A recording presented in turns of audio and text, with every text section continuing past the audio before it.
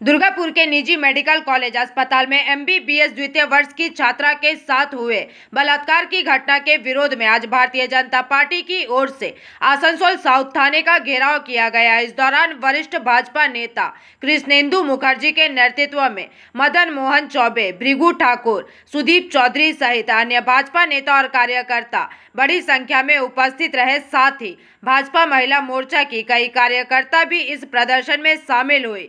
सूत्रों के मुताबिक भाजपा कार्यकर्ताओं ने पुलिस और राज्य सरकार के खिलाफ नारे लगाए तथा मुख्यमंत्री ममता बनर्जी और पुलिस मंत्री के इस्तीफे की भी मांग की। एवं पत्रकारों से बातचीत में कृष्णेंदु मुखर्जी ने अपने वक्तव्य साझा किए। পরশুদিন রাত্রে যে ঘটনা ঘটেছে তার প্রতিবাদে গোটা পশ্চিমবঙ্গ জুড়ে আমাদের মাননীয় রাজ্য সভাপতি মাননীয় শ্রমিক ভট্টাচার্য রাত্রে আমাদেরকে নির্দেশ দিয়েছেন যে পশ্চিমবঙ্গের সমস্ত থানার সামনে এই ডেপুটেশন কর্মসূচি করবার তার জন্যই আমরা এখানে এই ডেপুটেশন দিচ্ছি। আমাদের মূল দাবি এই নৈরাজ্য সৃষ্টিকারী এই পশ্চিমবঙ্গের যে পুলিশ মন্ত্রী মুখ্যমন্ত্রী তার পদত্যাগ। এই মুখ্যমন্ত্রীর পদত্যাগ না হলে এই মানুষ মহিলাদের উপর যে পাশবিক নির্যাতন যে লাঞ্ছনা এটা শেষ হবে না। এই মুখ্যমন্ত্রীর পদত্যাগ দরকার। এই মুখ্যমন্ত্রী যতদিন থাকবে ততদিন পশ্চিমবঙ্গের এই মা বোনেরা এইভাবে পণ্য হিসাবে এইভাবে ধর্ষিতা হবে। আর মুখ্যমন্ত্রী পরে বলবেন কাউকে 10 লক্ষ টাকা, কাউকে অমুক টাকা 30 টাকা এইসব করবে।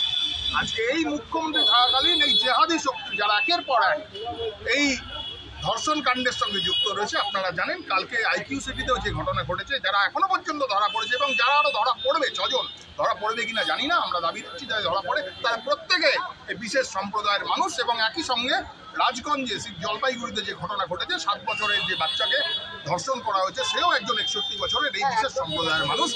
আমরা এই যেভাবে এই মুখ্যমন্ত্রীর থাকায় মমতা ব্যানার্জি থাকাতে যেভাবে একটা বিশেষ সম্প্রদায়কে যেভাবে তোল্লা দিয়ে আর তাদের যে মনোবল এই জায়গায়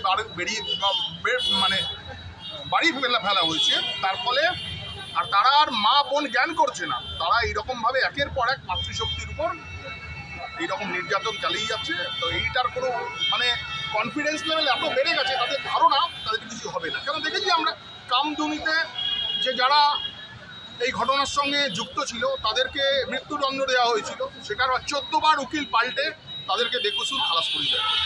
তো এইরকম যারা এইরকম ধর্ষণ করছে, এইরকম ধর্ষকদেরকে ঢাল হিসেবে মমতা বন্দ্যোপাধ্যায় রক্ষা করছে। আমরা চাই এর যদি পরিণতি পশ্চিমবঙ্গকে যদি না মাতৃদেরকে সুরক্ষা দিতে হয়, সুরক্ষিত রাখতে হয় বাড়ির মা বোনদের, তাহলে এই মমতা ব্যানার্জি যে চিফ মিনিস্টার ডেকে চলে যেতে বাধ্যতামূলক, ডেকে যেতে হবে। এবং তার জন্যই আমাদের এই আন্দোলন। আমরা দফা এক, দাবি এক, মমতার পদত্যাগ। आसनसोल से बिजू मंडल की रिपोर्ट, पीवीटीवी न्यूज।